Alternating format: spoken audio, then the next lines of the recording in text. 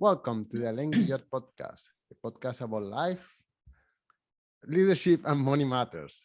Our guest today is Robin Taub. Robin is a chartered professional accountant by training. She has also worked in real estate and financial derivatives. She is a speaker and an author, and today we will speak about her book, The Wisest Investment, teaching your kids to be responsible, independent, and money smart for life. Robin, thank you so much for joining me today. My pleasure. So, Robin, I think with this book, you are giving a huge financial gift to the readers because there is nothing worse than a kid that doesn't know about how to manage their financial life. And then as a parent, you have to build them out year after year. Like I was very ignorant, and at one time, and my mother and father had to bail me out so many times. If they would have just taught me one or two lessons, that would have saved them a lot of headaches and money. Yeah, that is one of the things I talk about is for a lot of parents, they can't afford to bail their kids out. Maybe when they're younger and the mistakes are not so expensive. But as you get older, you may make more expensive mistakes if you don't have this knowledge and these skills. And then those mistakes become harder to dig out of, or you're counting on someone to bail you out who either can't afford to at all, or they can, but it's at their own expense. But it has implications to their own financial future. So it's so important to lay the foundation and start early. Right. Okay. So I would like to ask you a little bit about you, your background. I mean, you are a chartered professional accountant by training. Is this something that always interests you, money and figures, or is this you just? A lot of people go into accounting because they say, "Oh, yeah, there's always a job in accounting." I know, right? It's true. It's kind of a recession-proof career. I was always good at math and numbers, but unusually, I'm also good with words. So this book was actually an opportunity for me to put those two unique skills together and write a book about money. But I sort of fell into my career as a CPA. I wasn't one of these people that always knew what they wanted to do, because I liked languages. I liked math. I liked history. I liked economics a lot, though, when I took it. So I ended up doing my commerce degree at U of T, University of Toronto. And they were just very focused on the CPA path there. For some reason, that was just a lot of the professors were at the time chartered accountants. And I just kind of fell into it. And I did think, yes, it's a good profession. It's very solid. And I like the idea of having a designation in addition to, an undergrad degree, a professional designation. And the best thing about it is it's really a foundation in not just accounting, but business and finance. And I'm sure lots of CPAs doing lots of amazing, totally different types of career paths. It's just a good grounding. So I was drawn to it for those reasons. And I just have always been interested in personal finance and investing. It always appealed to me. It's an amazing subject. Some people see it as dry, but once you get into it, I don't know. There's so much human emotion involved that you cannot see behind the numbers. But we do see it. I mean, we do consulting. We see families struggling to keep afloat, and we also see families succeeding and reaping the rewards of their success. So it's just amazing. A little bit of knowledge can be. Lack of knowledge can be so detrimental to your life, or a little bit of knowledge can just put you so far above the rest. It's just amazing. Can I ask you then, how is it that you became interested in sharing your knowledge about financing, for example, speaking and now writing this book? So about 10 years ago, CPA Canada, which is the governing body for chartered professional accountants in Canada, they came to me and asked me to write the first version of this book, which was called A Parent's Guide to Raising Money Smart Kids. So they had done some research and they found that parents were really struggling with this. They did a study that found that 78% of parents had tried to teach their kids about money. More than 2/3 didn't feel they'd been very successful at it. And more than half didn't know what information they needed. So it came out of the 2008 global financial crisis. A lot more attention was being paid to financial literacy. So CPA Canada decided they wanted to create a resource to help parents And it was their first commercial publication because most of the things they had produced were guides for accountants. So they asked me to do it. They knew me because I was volunteering on a committee there for women's leadership in the profession. And I was doing some work in financial literacy at the time with the Ontario Securities Commission. I also have 2 kids. And at the time, my kids were, I think, around 12 and 14 or 11 and 13. And so even though I had never thought, oh, I really want to write a book, it wasn't like a bucket list thing for me. As soon as they asked me to do it and I sat down and I thought about the structure, which, as you say, is very like practical and digestible, it kind of just came together based on what I, learned and experienced with my own kids, my own experiences, research, and it just came together and it just became this passion because I always felt confident with, financial concepts and money, given my background, my education and my work experience. And it was always something we talked about in our house with our kids. And I just wanted to help other parents do the same thing with their kids. Okay, so you mentioned the structure a minute ago, and in the book you have 5 pillars of money. Can you tell us what are those pillars and how do they apply to our life or the kids' life? Exactly. So I wanted to structure the book in a way that would be easy for parents to know what to talk about at different ages and stages. And when it's kind of funny. It came out of this piggy bank that I had seen. It's a multi-slotted piggy bank. Yes. So first you earn money and then you have choices. So you can save it, spend it, share or donate it, and invest it. So those became the 5 pillars of money: earn, save, spend, share, and invest. So each chapter of the book, which focuses on a specific age group, has very specific details and topics and examples and guidelines within those 5 pillars of money. So at every stage, what to talk about, what's age appropriate, because that's so important. We want to share age appropriate information with our kids. And I also noticed that you divided the book on different ages. So, for example, you had the young category, preteens, teens, and young adults. Can you focus on and tell us which one of those ages apply to each category? Oh, all of them apply to all categories. So if you picture more like a matrix, let's say on one axis you have the ages. So as you just said, young kids, preteens, teens, and young adults. And then across the top, you have these 5 pillars of money: earn, save, spend, share, and invest. So picture like 5 by 4, 20 boxes.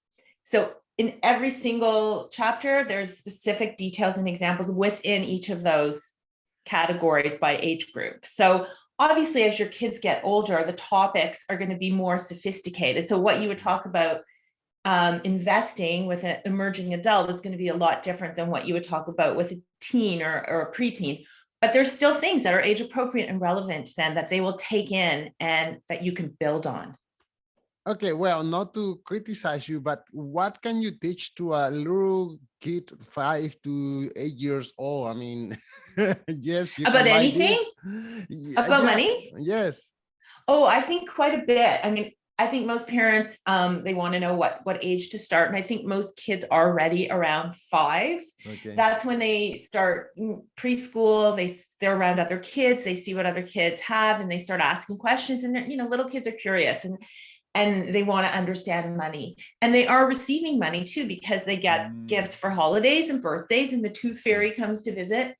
So even little kids want to buy things, whether it's toys or candy or, just something that they want that they've seen. So they want to spend. They can get little piggy banks like this one so they can learn how to save.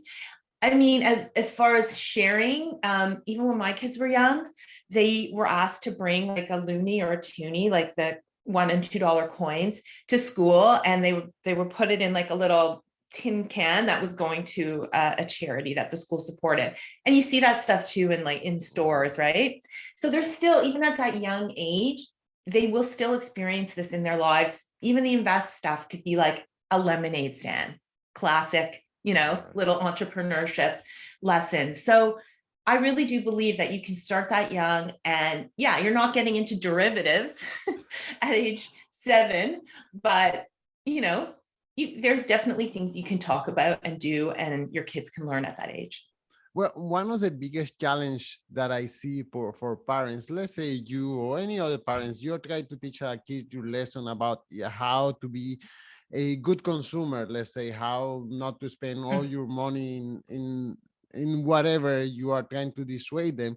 But then they have access to Instagram and TikTok and all these media that are promoting buy this and that. And I you know, know. like I haven't seen any, I'm not in Instagram, but I'm told that every other post is an advertisement and they are so clever and enticing.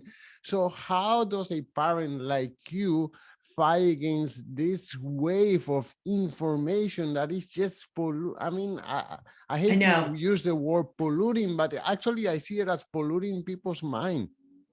I know. And now it's insidious because even built into these social media platforms, there is now social commerce. So you don't even have to leave the platform to buy things. It's frictionless. It's like one click. And you're right, our kids are bombarded with traditional media, social media, and everything is stressing instant gratification and consumption and convincing our kids that their wants are needs. So it is really hard. And especially with social, our kids can see what their friends have and do, and that just creates this sense of FOMO, the fear of missing out, and envy, and I want these things too. So I agree. I think it's really challenging for kids. It's challenging for parents too. So, I have a few suggestions. One I just alluded to is talk to your kids about the difference between needs and wants, because the media really does try to obscure that. Needs are the must-haves for survival, and wants are the nice-to-haves. Many of the things that we've been missing the last 2 years with the pandemic. So, vacations and going out to eat and concerts, those are the nice-to-haves, but you can live without them. If you have limited resources, first you have to take care of the needs. And kids may not have the perspective of that, of all the things that you're trying to balance in the household budget as a parent. So needs versus wants. The second thing is, if you have teenagers, you can encourage them to get a job to pay for some of the things that they want, because they will think longer and harder about spending their own money, especially if they've worked hard for it. Another really important thing, I think, is philanthropy and giving back, and maybe looking for a project that you could do as a family. When my daughter was in high school, we used to volunteer at Soup Sisters, which was a charity that where you would go in and make soup to help support families living in shelters. So it just really puts things in perspective and teaches your kids that, not everyone lives the way they do, and to be grateful. And then gratitude is a really big thing. And I think as parents, we can model an attitude of gratitude and encourage our kids to just be, to appreciate what they have. Right before the interview, we were chatting for a few minutes, and we were speaking about the challenges that people have, parents have. I do a little bit of consulting, and last night I was consulting someone in their 40s on how to buy a stock in the stock market. So when a parent doesn't have the tools necessary to give that information to their kids, I mean, a good starting point is to read your book and figure out how they can help themselves and help their kids. But what do you suggest for parents who lack that knowledge to give to their kids? Yes, I hear what you're saying. For a lot of parents, they're thinking like, how can I teach my kids if I'm not even doing this right myself? Or if I've made so many mistakes? I get it. It is intimidating. But I try to encourage parents that this is something that you can learn along with your kids. You don't have to be an expert to start. And I've tried to make the book really accessible in terms of how it's written and the language that I've used. And the first chapter, we talked about the chapters that focus on the kids and the different ages, but the very first chapter is for parents. It explains not only why this is so important, but my philosophy around the importance of being a good financial role model, so you can lead by example, and things that parents themselves can do to do that, to these 11 healthy habits of financial management that parents can adopt to get their own financial house in order and lead by example. Okay, and we have used the word parents in plural, but which one of the two parents do the teaching? Mom, dad, both of them? I guess it would depend on who has the bigger knowledge. I think it's important that both parents are involved in this initiative or effort with their kids, and ideally they're on the same page.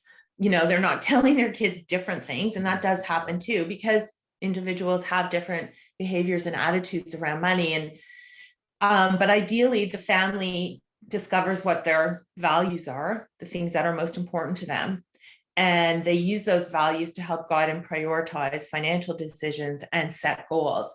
And then the family is united. But I would say it's important for both the mother and the father to take advantage of what I call teachable moments. Like when you're with your kids, just look for these opportunities to build a money lesson into your day-to-day lives. So, I mean, some families are led by a single parent too. So it's really like, just take advantage of these teachable moments, because they do crop up all the time. And, for example, now people are starting to think about getting their taxes done, because the deadline is the end of April, getting your slips organized and sitting down. And that's a really great teachable moment, because it kind of forces you to look at the year that was, what money did I make? What expenses do I have? Am I getting a refund? And you can sit down with your kids, have them sit beside you and watch you kind of like use software like TurboTax to do your return. And it's just like a really good opportunity to explain some of these sources of revenue that you have, or some of the expenses that you've incurred, and just talk a little bit about why we pay taxes. Kids may not know that. Yeah, in regards to taxes, I see this as the whole system education failure, because all of us pay taxes. And as I recall, I didn't see any tax classes when I was going to school. Yeah. I know that I've been told it's not taught at school, but we all have to do our taxes. I remember being so angry because I had some trigonometry or calculus class that I said, I'm never going to use this, but taxes, we all pay taxes, and people don't know what's really going on. They all go to a person who is a chartered professional accountant like you to do their taxes, and they still have no idea what's going on. So I think the system, the government is failing us in that regard. Yeah, like you bring up a bunch of good points. Like, first of all, I don't think you have to necessarily take it to an expert. Depends how complicated your tax situation is. Software like TurboTax really does make it easy for you to do it yourself, because they step you through it. Like, it's very user friendly.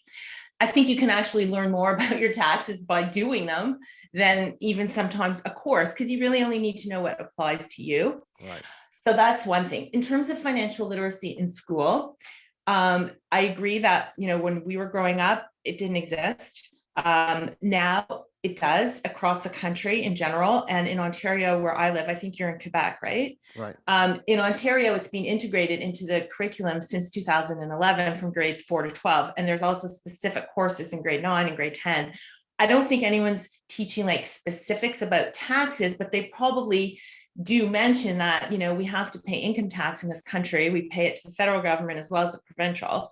And, we also pay municipal taxes in the form of property taxes, et cetera. But I think for kids to understand that the taxes do go towards like things that they get, like the police or going to the hospital or the doctor. So you can make it age appropriate when you're talking about it, and explain, why we have to in order for our society to function and to provide services. So yeah, financial literacy is starting to be taught in school, but parents still have a really important role to play. And also there are the society constraints. For example, my mother, she is in her 80s, closing on her 90s. Her friends are already dying off. And my mother refuses to talk to me about money. And there are so many families that money is a taboo. They rather speak about who is cheating on who is having sex, who's not having sex, but money, no, we don't want to talk about that, because I don't know. It's just, we just don't talk about money. So how can we break that barrier, that taboo, that money is something that we we should be more transparent about. Yeah, I agree that it's still taboo. And I think there's different reasons. Like, I think there's a bit of shame wrapped up in it if people don't feel like they're doing well, or they're at a level of success that they had expected to be at that, this stage of their life. Or in the case of parents, they're afraid they're going to get uncomfortable questions like, how much money do you make? Or how much is our mortgage? So, but I don't think that should be an excuse to not talk about it, because there's a lot of research that shows that kids who talk about money at home, they're more confident and optimistic about their financial futures and better prepared for the decisions that they'll face. And there was a recent study from the OECD that showed that kids that talk about money even like once a week with their parents scored much higher on a financial literacy test. So it is really important. It will set your kids up for success. I mean, that's really where the book comes in, because I've sort of tried to give you a roadmap. Here's what to talk about. And you don't have to show your child, your T4 when you're doing your taxes. You don't have to actually get into the numbers if you're not comfortable with that. Or you don't have to tell them how much your mortgage is, but you can talk about general principles like the importance of having an emergency fund. We just came out of a pandemic.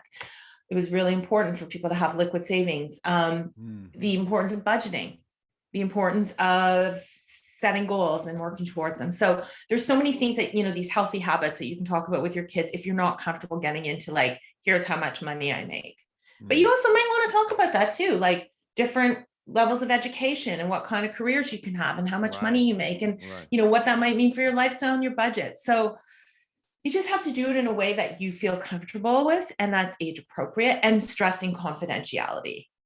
I guess when we speak about money, so much has to do with values, and and when we see when we talk about values, there are two extremes. The extreme that we all about making more money, and then there is the other extremes that I have some friends that are in which their parents have taught their kids that rich people are evil, that capitalism is evil, is the end of the world, and that we are just doomed for failure because of the evils of capitalism. So a kid that grew up with this mentality, that kid is probably going to struggle in life, because the moment that they are offered an opportunity, this subconscious thinking is going to come out that no, capitalism is evil and rich people are destroying the planet, all this and that. So I know this is not a sociology podcast. It's how to teach your kids about money, but still it's one of the teachings that parents give to kids, and I know people like that, so that's why it's coming. I'm just bringing it up. No, and it came up on another podcast recently that I did about parenting, and it's true. I mean, especially there's been so much attention and magnified during COVID about inequity. And, I mean, I think it also started with the 2008 financial crisis, and there was like Occupy Wall Street and the 1% and all that. And then it's just gotten more attention with COVID and, how it impacted people very differently. So, I hear what you're saying. I mean, I think it's like kids have to apply some critical thinking to this. And nothing's ever black and white, like capitalism is evil. And obviously communism, the other extreme, doesn't work so well either. I feel like in the United States, capitalism is a lot more like it's the primary source in the business world. Whereas I feel like in Canada, it's not as intense. Right. So, I mean, I think it's just a really interesting conversation that you can have with your older kids, because I think it is important for money to be able to kind of freely move around in a society and go to the best opportunities. But it does seem a little insane that there's like billionaires and people that can't even afford to get food. And I think it's more extreme in the US, but like people can't even afford to get food or get a decent education. Like, how does that happen? Right. I'm crazy. I love reading about the stock market. At what age should we start teaching our kids about the stock market, how to buy a stock or mutual fund or an ETF or whatever? Yeah, I would say that in the teenage years would probably be at the like early side. I mean, I know a lot of high schools have investment clubs or investment courses that you can take. And I think you have to take your cues from your kid. If they're interested and they're asking questions about it, then you know that they're ready, even if they're a bit younger. But I think by the time they've graduated from high school, it's good to have a basic understanding of like, what's a stock, what's a bond, how are they different, what is a mutual fund, how is that related to stocks and bonds. So I have some information in the book about that. And now there's fantastic resources out there, like lots of great free resources about investing, about how to actually like buy a stock if you're going to be a do-it-yourself investor. There's lots of really good tools. And on my website, I have a link to some of these courses and resources that we've curated that we really like. So on robintaub.com, under further resources, you can see some of the ones that we like. And I know McGill has a very well respected personal finance course, which also covers investing through their business school. Yeah, that's one of them. One last question. So young people, they have an advantage and a disadvantage. I have a young niece. She's studying accounting, by the way. So she understands the concept of money and how it flows to society and commerce and this and that. And whenever we speak about her own personal financial life, she just rolls her eyes. She says, I'm 19, why am I going to put off my whatever next purchase that I'm going to make next month when I have a lifetime of saving ahead of me? So how, so I have a hard time just highlighting the importance to start saving a little bit of money today in order to have lots of money sometime in the future. They want immediate gratification. They want to have that new whatever next week, next paycheck. I know it's that tricky thing about balancing, today versus your future self. I have the answer though. Show her that compound interest chart. Show her the difference between compound interest and simple interest even. It's so important that they understand that they have the biggest advantage, which is time on their side. The earlier you start investing, and you want to invest early and often, the longer you have for it to compound and grow, and it's exponential growth. So especially if she's studying accounting, she'll definitely understand compound interest, which is earning interest on your interest as well as your original principal, and why Einstein called it the eighth wonder of the world, because it really does work hard for you as a saver. So show her that chart, like there's so many things that you can find online that show you, like, if you invest this much at this age, over time, it will grow. And, just have to, again, it goes back to like, what are her values and what's important to her, and what are the goals that she's created that tie back to those values? Because if it's just kind of save without having you kind of need some specifics around that. Yeah. Okay. Well, yeah. I find that your book is very well explained. I mean, very well constructed, and you cover all this age group. And I think it's a great help for any parents that not only for the education that they can give to their kids, but for themselves too. Yeah. And so that was the idea. I'm so you can grateful. Sneak in a little education for yourself. Not even sneak. It's, it's like you can learn at the same time with your kids. Right. Like, for both of you. Imagine I have to teach or help a mathematical problem to my younger friend. Just by having to explain it, I learned so much more. So by parents having to explain how to do a budget and how to invest or think about saving, sharing, spending, they can internalize that even deeper within themselves. So I think you are helping two groups of people at the same time. I wonder if you could tell us one more time the title of the book and where can the listeners follow, buy it, or follow you as well. So the name of the book is The Wisest Investment: Teaching Your Kids to Be Responsible, Independent, and Money Smart for Life. And that really is my philosophy, that this is the wisest investment you can make. So if you go to thewisestinvestment.com, you will find everything that you need in terms of, where you can buy the book. It's basically only available online, like through Amazon, through online bookstores, predominantly Amazon, and it's available as an ebook as well. I do have another website, which is my name, robintaub.com. That has more information about speaking and these resources that I mentioned earlier. And I also want to point out that on each website, I have a free self-assessment tool. So on the wisestinvestment.com, it's a role model self-assessment tool that, if you just go to that website, you can see, you can do this exercise and see what kind of a role model you currently are for your kids.